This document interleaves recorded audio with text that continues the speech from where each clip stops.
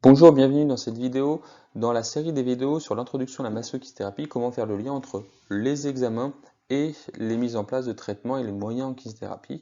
Nous allons parler là de la statique d'une personne.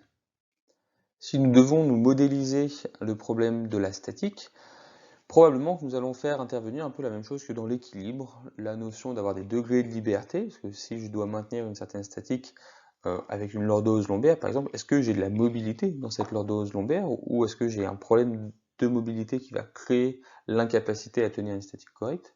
Est-ce que j'ai les muscles moteurs suffisamment forts et endurants pour maintenir la position? Parce que maintenir une position statique, c'est un effort.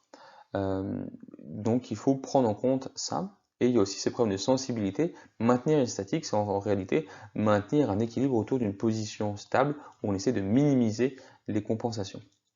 Donc pour ça, il faut encore une fois une sensibilité qui va faire des retours des afférences, qui va permettre la compréhension d'un déplacement autour de la position désirée et corriger ceci. Comment est-ce que je peux mettre en évidence un défaut de statique? Par l'observation avec le fil à plomb, par exemple, si on prend un problème rachidien, comment la personne se positionne et on vérifie par rapport à la verticale. On va pouvoir aussi faire des exercices pour tester la force, faire de la mobilisation pour apprécier via la goniométrie et aussi les sensations de fin de course et la main, combien les articulations qui vont participer à la statique sont mobiles et permettent le mouvement de maintien dans une position neutre.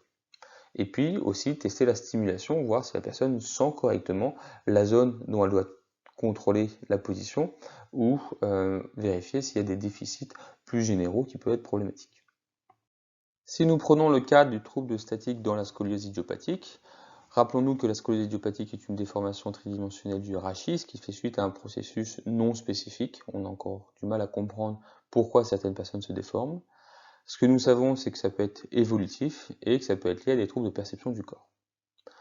Si j'ai un problème de statique dans la scoliose, je m'attends à ce que les personnes soient déformées et restant dans cette position-là, il y a un enraidissement autour de la déformation. Donc on se dit que probablement il y a des problèmes articulaires qu'on pourra mettre en évidence par les mobilisations goniométriques et par l'appréciation de la mobilité. On s'attend aussi à un défaut d'endurance des muscles qui vont corriger la posture.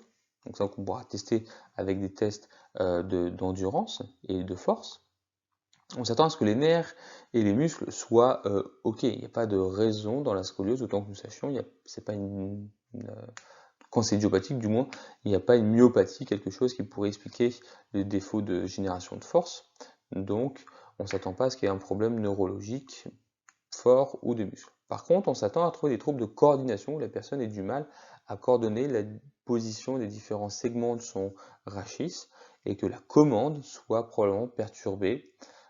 Peut-être la sensibilité, mais ça reste à affiner, mais on s'attend à ce qu'il y ait un problème de la régulation de la commande qui participe à un défaut de génération des forces qui puisse maintenir ou empêcher la récupération de la statique et que cela entraîne un enraidissement.